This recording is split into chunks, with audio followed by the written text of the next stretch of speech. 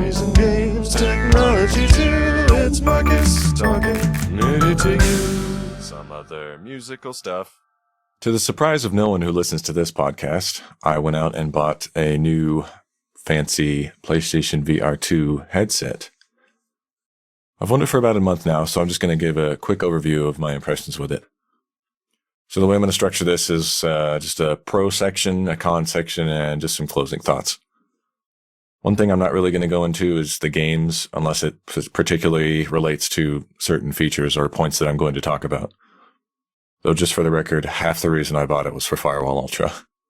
I'm also going to make points comparing this new headset to the original version on the PS4. So first things first, especially in relation to the original one, is the new tracking system. This headset uses what's called inside-out tracking. So instead of on the PS4 version, where there was one camera that would look out and find the headset and the controllers, this one has sensors on the headset itself that would track the room that you're standing in and the controllers. It mitigates the problems with single camera tracking like the PS4 version had, where the game would lose either your headset or your controllers in the space. And yeah, on that front, the tracking is worlds better. It's amazing because not only does it allow for better tracking and you don't have that same loss of controllers where your hand just like floats away or something like that, or your arm completely breaks in the game, but it also allows for room scale. It's really just that next level of gameplay possibility. Because in the first version, you have to pretty much kind of stand still. You couldn't really move your feet at all. If you did, then you would be outside of where the camera could track you. Whereas this one allows you to be walking around in a space. As long as you've got the physical space to walk around in, then you can walk around in it. And as someone who's demoed VR to a lot of people, the first thing that people want to do is walk around in the space. If their brain gets tricked to thinking that they're standing in a new space, then they're going to want to explore it. And now you can actually do that. Whereas before I'd have to stop people from moving around. The next point is the controllers. So thank God it would have been enough to have inside-out track controllers with analog sticks, something like maybe like the Quest has or something like that. But these new Sense controllers are pretty awesome because they have the features that I loved from the PS5 DualSense controller, but in independent VR controllers for each hand. So it's got the adaptive triggers, the great haptic feedback, that little cherry on top of the PlayStation symbols being used as the grip. Another kind of underrated feature of the controllers is that they have capacitive buttons. So all the buttons, even the thumbstick and the grip button on the side, it can tell if you're touching it, not just pushing the button, but just having your fingers resting on them.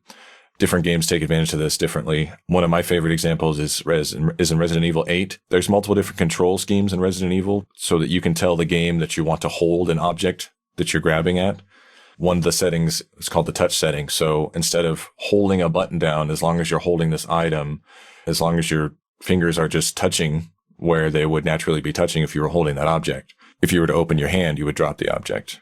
If you're holding a gun, for example, the game can tell if your finger is on the trigger or not. It's effectively doubling the amount of buttons you have, too. Another big feature this headset has is eye tracking. So they use that in a couple of ways. It can be used in sort of a nerdy way. We've talked about foveated rendering before, where the game can tell where you're looking and kind of focus the processing power on that, whereas the things in your peripheral vision don't need to be as pretty. So they can focus all of the processing power on what you're actually looking at and make that look really nice. Since they also know where you're looking, games can take advantage of that. So like Res Infinite, for example, on the PS4, you would have to use the analog stick to tell the game what you're aiming at. Whereas in the PS5 version of Res Infinite, you can just look at it.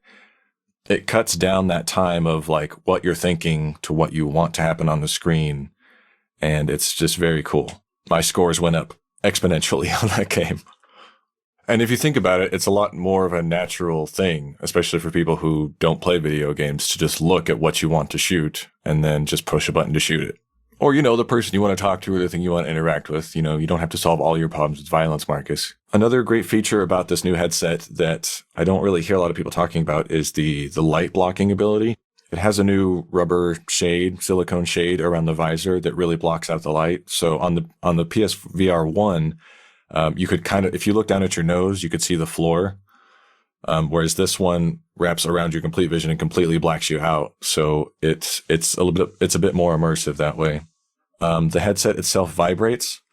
When I originally talked about this, I didn't think if it was a simple vibration that it would be really add much, but it actually kind of does. And different games use it to different effect. Like in Gran Turismo, if you collide with a wall, it'll vibrate the headset. Or like in Tetris Effect, when you change a level, it will kind of use this effect along with the controllers and everything to kind of give this sensation of a rush to a new level. Or like in Resident Evil 8, when you shoot the shotgun, it really kicks back on both the controllers and the headset to make you feel like, oh, this thing's got some weight to it. I really loved the setup.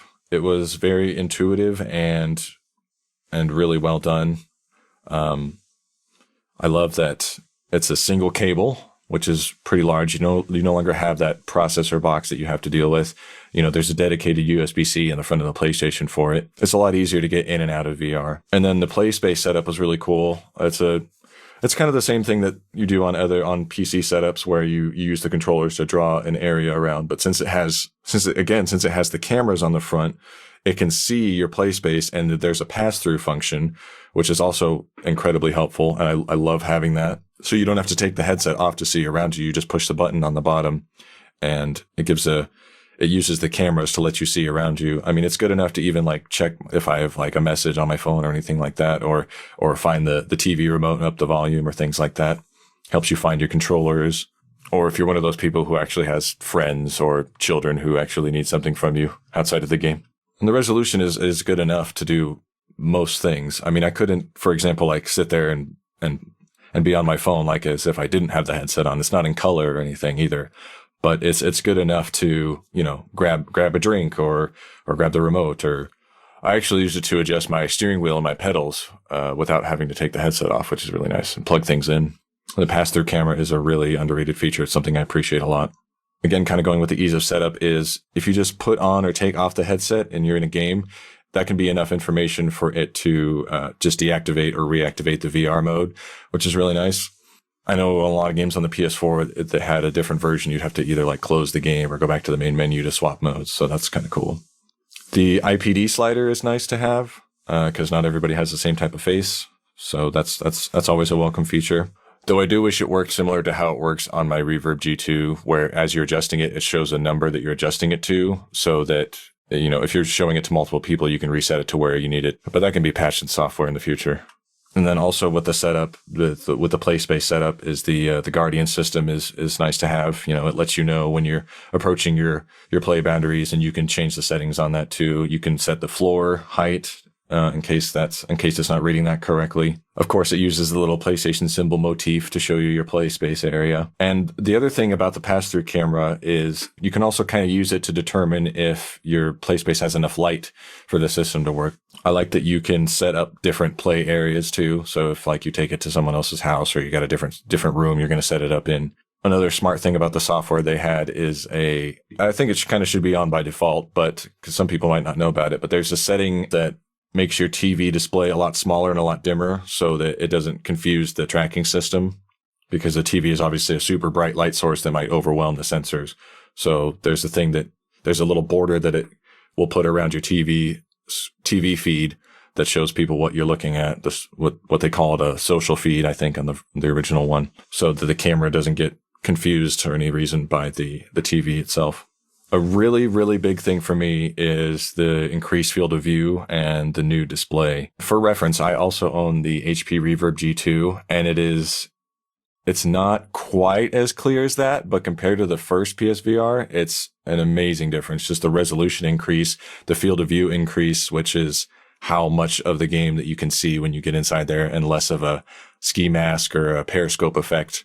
It's a lot easier to get lost into a VR game. I know that we could do a drinking game how many times I'm going to say the word immersion, but it really does help with immersion. And this is kind of a general thing, but just kind of on the software side, being kind of a side effect of being on the PS5 is how fast the interface is and how fast things load. Like, for example, playing Gran Turismo, if you have to like reset the track or go into the settings or whatever and restart the level, it's so quick. And again, it leads back to immersion.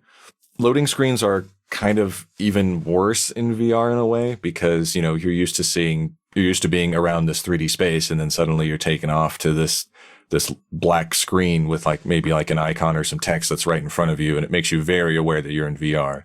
And so the more you can eliminate loading screens, the better VR experience you're going to have. And again, it's just kind of a byproduct of being on the PS5, but the interface is really nice, and having analog sticks to navigate it is a big world of difference from the first version. So with that being said, let's get into the cons. So kind of the big con, and I won't be the first to mention this. Well, there's actually two. They're kind of related, is that the fit, I would say, is not as good as the PSVR 1, at least for my particular head, and seems to be a lot of people's heads from what I'm reading.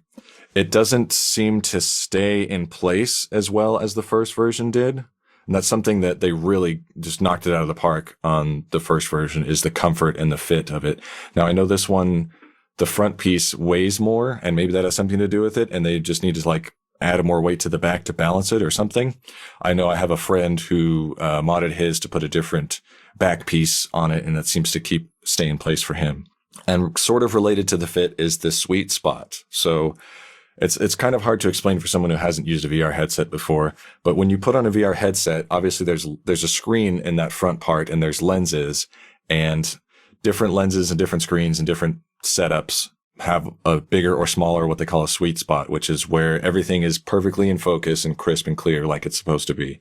And this new headset, for whatever reason, the combination of lenses or display or just the design of it, has a smaller sweet spot. So there's a smaller space where that headset sits on the front of your face, where everything is in focus. It's related to the fit, because if it slides or moves around at all, you kind of lose that sweet spot. You get just a little bit off center.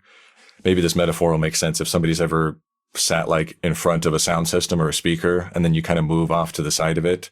Or if you have a particular type of LCD panel, doesn't have very good off-axis viewing, where you move to the side and the colors kind of change. Everything gets tends to swing towards purple or green. It takes a minute to get adjusting to know where that sweet spot is and how to get it. Whereas on the VR1, the sweet spot was a little bigger. And that's not really so much of a problem for someone who owns the headset. But if you're trying to show it to somebody and they don't know how to adjust it to get that sweet spot, they're not going to have that as great of an experience as they could be having.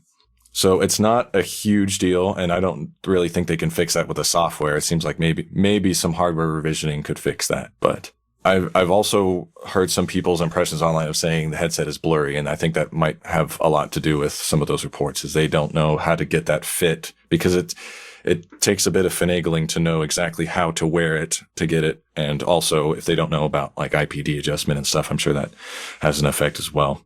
And the other con, some people have definitely mentioned, is the battery life of the controllers. They're not great. It's not terrible. And of course, the parent in me could make an argument that, you shouldn't be playing VR for that long anyway for them to be dying. But, if you just forget to charge them and then you go to play again, then your playtime is cut really short. A charging dock is almost a necessity with the battery life of these. And it does make sense, because there's so much tech packed into these controllers. I mean, they're constantly doing vibrations, and they have the motors that are activating the triggers, and there's all these different buttons and sensors on them. They're emitting infrared so the cameras can track them. I'm not sure if they could really do any more with the batteries that they could, unless they could maybe find higher capacity batteries in the same form factor. But then that would, of course, increase the price. And that's the thing that's the thing that everybody has to kind of remember is, again, with the PSVR 1, it was even more obvious, but Sony has to be very price conscious with these devices. And especially because you have to buy the console already and then buy the headset. I think for what target they hit, what price range they hit, they really did a great job. I mean, there are things that could have been improved. They could always be better.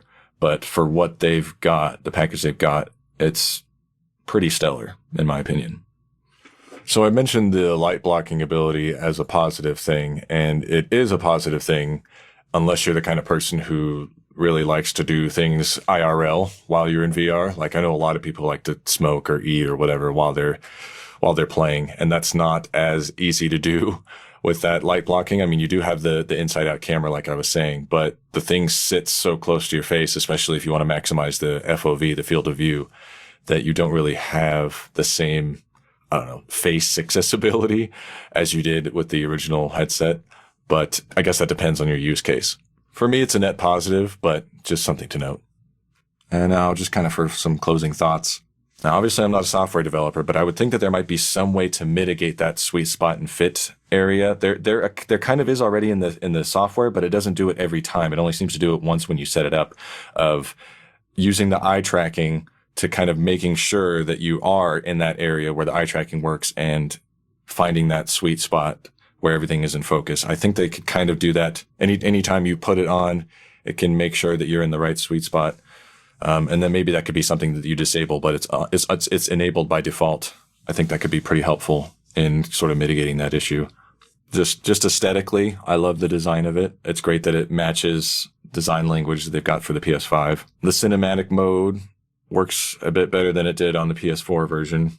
You don't have as much swimming. Because of the resolution of the headset, it's not as much of a big deal as it was on the PS4, but like navigating the menu works a lot better on this than navigating the PS4 menu did on the PSVR 1. I kind of do wish that there was a different interface that was made for VR that could take advantage of that, but that's probably not going to happen.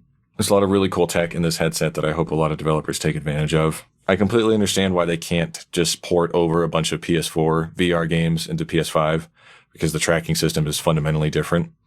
But I would like to see some more ports like Rush of Blood or Astrobot Rescue Mission, of course. I do wonder if they're ever going to port Dreams over to PS5 and thus PSVR 2. I could see them doing it, and I could see them not doing it. So we'll just have to see which way they go, if they go that way. Or some ones that I know probably won't ever happen, like Bound or Wayward Sky. Just inherently from having an analog stick, without even getting into all the other stuff, would make a lot of these games a lot better to play. Because there's a lot of great games that some people missed out on. It would be cool if they could port Skyrim to it, but with the Microsoft acquisition that we talked about in another episode, I'm not quite sure if that's going to happen. I know Sony acquired a new studio last year that's worked on the Persistence for PSVR 1, so I'm interested to see if they're going to develop a new VR game. And of course, whatever Team Asobi might be working on, a lot of people suspect they might be doing an Astrobot follow-up. I might be in the minority here, but I'd also like to see a lot more cinematic type of experiences. Batman would be a good port as well. Yeah, I actually have more VR games than pancake games on PS4. Like I went pretty crazy on that, and I would do that again if the quality games show up on here. Everybody's asking for Half-Life Alyx. I'm not sure how possible that is, but it would be nice to see. And of course, the other elephant in the room is PC compatibility. If someone can manage to crack that, that would be fantastic. Because my reverb stopped working for some reason. A lot of people were wondering if they were going to come out with a successor to the aim controller. It doesn't look very likely. After playing the Resident Evil 8 shooting range, I think there's a lot of interesting things that they did there, and it won't really feel... I think they can do a pretty good job with it. It just comes down to how they implement the software. Like, I've played other games on PC VR that use two independent hands to control a long gun, and it didn't feel nearly as good as Resident Evil 8 did it. So I think you can do a pretty good job with the Sense controllers. It just comes down to implementation. So I'm really excited to see how they do it in Firewall. You know, Blood and Truth, of course, Kingdom Hearts VR, and please expand it. Please make a new one. That would be amazing. I don't think Sony would go for it, but if they could somehow port VR chat into PSVR 2, that would be fantastic and really expand the player base a lot. Of course, as always, I have to mention PlayStation Home, but, that's a pipe dream. Anyway, I think that's enough reality for me. I'm going to go back to my virtual reality. Thanks for listening. Movies and games, technology too. It's Markus talking nerdy, some other musical stuff. Do you enjoy the show and want to help it grow?